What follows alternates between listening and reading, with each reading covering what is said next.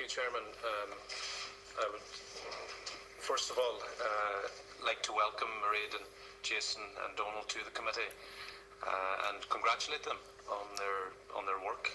I know they've been very, very proactive in this area, along with other areas. Obviously, there's other works ongoing, but they really, really have been showing the lead in relation to this. And what actually is happening is they're tapping into a sense of enthusiasm on the part of the Minister. The Minister has a vision. He has an appetite to try something new.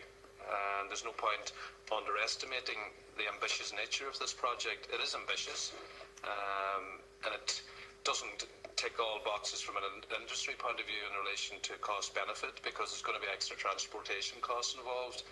There's going to be extra costs the further out to sea you go. So, I mean, this is very ambitious.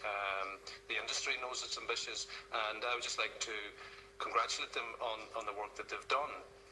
In relation to what's happening at the moment, the figures that stand out, the three figures, the alarming figures in relation to supply, you know, we're producing 12,000 tonnes of salmon per annum versus 15,000 in, 150,000 tonnes in Scotland versus 1 million tonnes in Norway. So, I mean, while we do have these trade missions to China and there is a demand, the supply is the underlying challenge.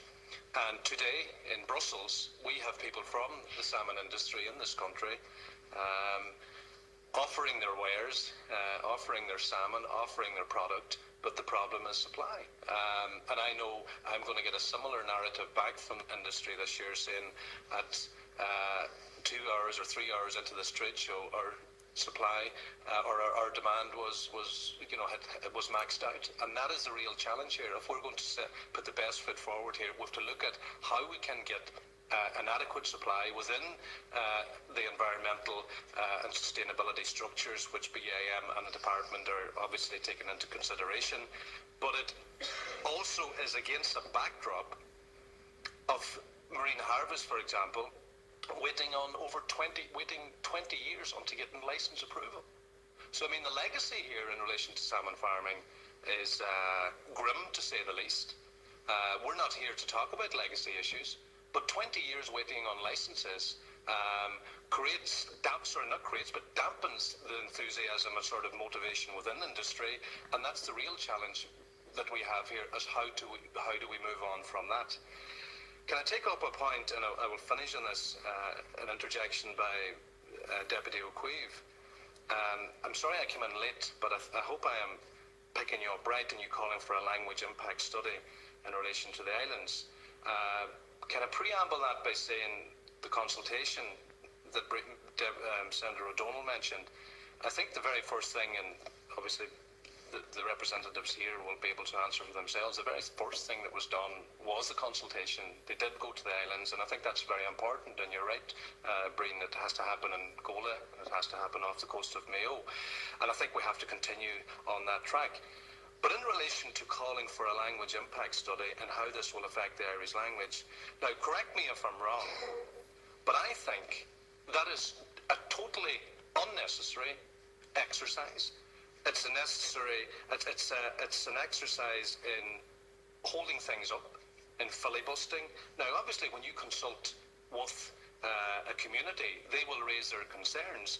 But with all due respect, to call for a language impact study on the issue of producing salmon off the west coast of Ireland, where there's boys and girls and teenagers and young people in their 20s and 30s and 40s heading to places like Canada and Australia, and we're trying to bring jobs into an area. And with all due respect, Deputy, with all due respect, calling for a language impact study holds things up. And if you look at legacy issues, I think that's what went wrong in this country, where decisions weren't made, where we did look at calling for reports and examine this and examine that. And if there's one thing that gets under the skin of the people in this Ireland, and in this country, in Ireland, it's bureaucracy, it's red tape, it's passing the buck, it's not being able to make a decision.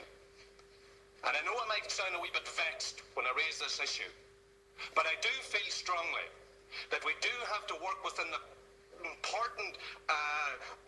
important constraints of environmental concerns, sustainability concerns, but to bring this in, Deputy, and talking about producing a language impact study for the production of salmon, for providing jobs in the west coast of Ireland, I think it's nothing short of a disgrace.